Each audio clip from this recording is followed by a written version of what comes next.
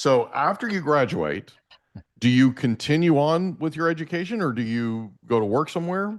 No, so all throughout college, my dream was to work for Disney. I always Oh, said, like, cool. everyone knew that. Like, that was just the half big joke. Oh, Steve's gonna go work for Mickey. Yeah, it's funny. Yeah. And all my fraternity brothers like, oh, you're gonna be in Florida.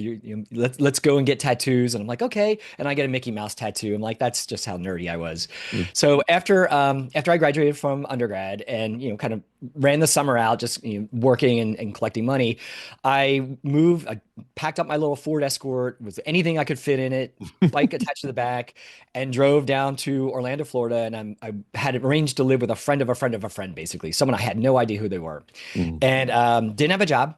So I went knocking on the door, got a temp job at some law firm, just like filing things just to start making cash flow.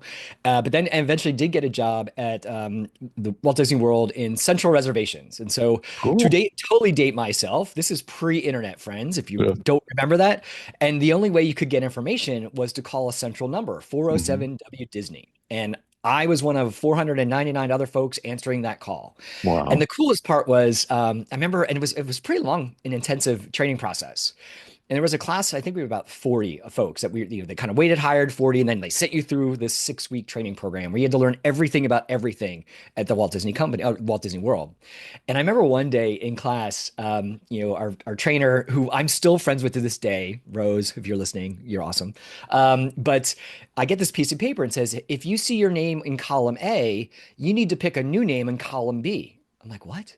They're like, yeah, everyone on the floor has to have a unique name. So that if a guest calls and says, "Oh, I spoke to Steve," well, if there was 12 Steves on the floor, they wouldn't know which one it was. Oh, yeah. So everyone had a unique name, and some were just kind of common. I actually picked the name Ethan just because it sounded like Steven and I could remember it. But we Mhm. had, like, I worked with Cricket and I worked with Bell, and like people who had to pick some of the names from characters and stuff. Right. But Jasmine, right? Yeah. Jasmine, yeah, I was pre-Aladdin, so we didn't have Yeah. Jasmine Oh, just yet. sorry. Yeah, Sorry. yeah. Sorry. I'm dating myself. You're Right. dating yourself, yeah. But yeah, so it was a really interesting experience. It was actually a really cool experience to understand. It was my first time understanding a corporate workplace